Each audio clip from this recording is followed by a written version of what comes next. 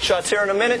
Guys, more on Fannie and Freddie now. Secretary Paulson left open the permanent fix for Fannie and Freddie too. Well, folks like our next guests, Congressman Neil Abercrombie and Scott Garrett. Abercrombie is a leading Democrat from Hawaii, and Garrett, a top Republican from New Jersey. Bankers like Steve Traeger want to be a part of that debate. He joins us now from Louisville, Kentucky. Traeger is the CEO of Republic Bank Corp and Happy Hour regular, one of the few banks that's actually making money in this environment. Welcome to you all, guys. Hey, guys, it's good to be here. Neil, I'll open it up and sort of start off with you a little bit. I'm basically calling this total nationalization of the mortgage industry. The United States government is now going to end up being the single largest homeowner in the United States. Are you okay with this? That's exactly what it is. It's nationalizing the housing market. We voted to do it months ago. Anybody who kept on investing in Freddie Mac and Fannie Mae should have known exactly what they were doing. I just find it very interesting. All the free marketers are out there saying this is the best thing that ever happened. There never was a free market. There were a lot of pirates like Siron and Mudd, and they should be in prison. Neil, I'm jumping in here. I'm sorry, Rebecca. Let me jump in here. What's your solution if we were going to go ahead and prop up Fannie and Freddie, let them fail? Yeah, of course. Now you're asking the questions. They were packaging all these subprime mortgages, putting them all together, taking their fees, knowing that they couldn't be paid, knowing that they were putting together mortgages that never should have been put together in the first place. And those of us that were arguing about that were saying that that was what was going on. We're pushed to the side because you can't regulate business. You have to let the free market go. Well, here's the free market operating right here. That was not the free market. Yeah, it's the free market right here. I was in Kimberly, Wisconsin. You know, you're laughing right now, but people in Kimberly, Wisconsin aren't laughing because even though they're at a profitable paper mill, they're all out of work. And that's because the government has set up a system to fail. They don't have the millions of dollars. They don't have the millions of dollars that the Freddie Mae, the Fannie Mae, and the Freddie Mac executives are getting. So my answer to this is very, very clear. We need to put people back in charge who are going to look out for people's mortgages, look out for the people that are actually paying the freight for these pirates at Freddie Mac and Fannie Mae. Let's bring in Congressman Garrett and get his opinion of this move here, because it is his party in office now doing this move. Congressman Garrett, do you think this is going to help us with the housing crisis, with the banking crisis? Was this the right move for the economy? No, this was not the right move for the economy, and I should just say as well, this is not simply a Republican move. It was a Democrat bill in the House that passed through. You know, Barney Frank was going on board with this as it passed back in July. I was one of the few people to save us from Bush and Cheney. Yeah, to save us from the Republican administration that allowed this to take place in the first place. Mr. Garrett, go on. Well, there was a few of us who said to Chairman Franks and to the administration, both of you were wrong on that package that passed in July. There were a few of us who stood up and said it was the wrong thing to do because despite the assurances from the Treasury Secretary at that time, when he assured us that, you know, we're never going to really have to trigger this money, that was the authority that we're giving to them, because all we need was this backstop there. Well, you know what? They were wrong. We did have to trigger it, or they did trigger it, and now we're going to see it, just as you said, that the federal government is stepping in as nationalizing housing market. No, that's the wrong thing we should be doing. Right. We should not be having the federal government in here. And Congressman, I just said, because, you know, people are going to see it, that it's Treasury Secretary under the Bush administration, so they're going to see this as a Republican move. How about that?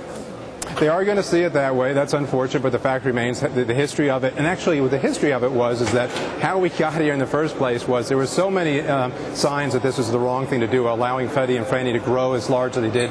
You know, a couple of years ago, I had a piece of legislation, and it says first thing we've got to do is follow the money, see what they're doing in Washington as far as all their contributions, and stop that. And I couldn't get that through the Democrat-controlled legislature here in Washington to say put a rein in on the lobbyists. So that's one good aspect of the what the Treasury Secretary has done here is he has now said, Fannie and Freddie, you're going to have to stop lobbying Capitol Hill. So that's Amen to that. And so, Stephen, let me take it to you. I mean, as a banker, do you see this as a positive? Is this something we needed? Obviously, I mean, we've got two different sides of the aisle here. It looks to me that we have nationalized and socialized an entire industry, your industry. Well, I can't pretend to understand the broad economics of this transaction.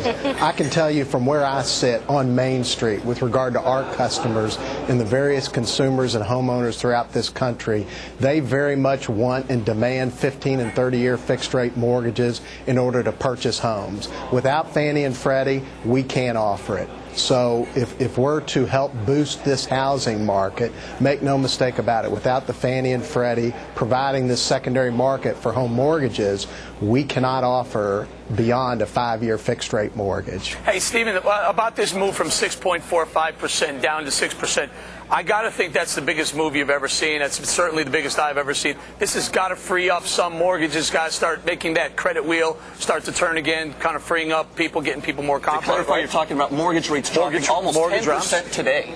Well, 6% seems to be a meaningful threshold to create activity. Now, even if you look at 6.4%, I mean, relatively and historically speaking, that's awfully low, and I don't think that rate prevents people from buying homes. 6% seems to be the threshold for a lot of refinance activity. Whenever that rate dips below 6%, people want to refinance. So, Congressman Garrett, if I can throw it back to you a little bit, it sounds to me like you've got some free market ideology behind what you're talking about. Have we already lost this game as believers in freedom and private property rights? Is this already over? Have we already turned the corner and now it is a political dealing anytime you're talking about home ownership? Well, I remain the optimist and say that we can still do the right thing. I wish the Treasury Secretary had not done a conservatorship. They did a receivership instead to finally get to the point where you downsize these entities, perhaps eliminate them, break them up, what have you. All the talk that I hear on all the talking heads on the programs all around the country right now is just basically, as far as I'm concerned, sort of knee-jerk optimism. The same sort of knee-jerk optimism they saw after Bear Stearns. Washington had to do it. Everybody was happy for a week to 10 days. But, you know, the fundamentals really didn't change, and after that we got back into the same cycle.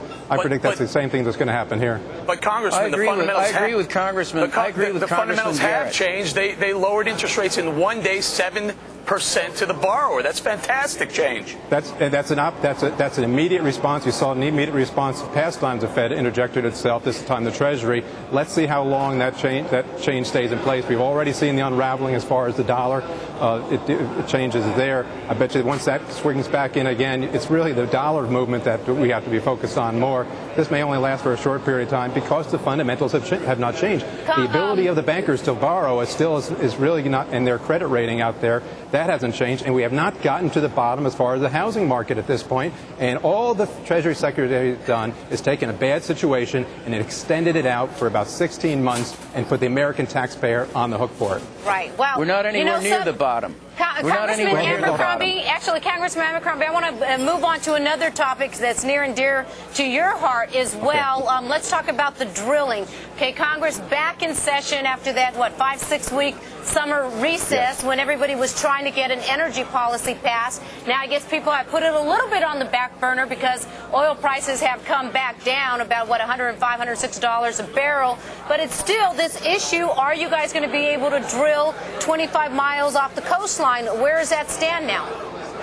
We've put together a bipartisan bill, H.R. 6709, that allows for exploration and drilling with a conservation reserve fund, a renewable energy fund, an environmental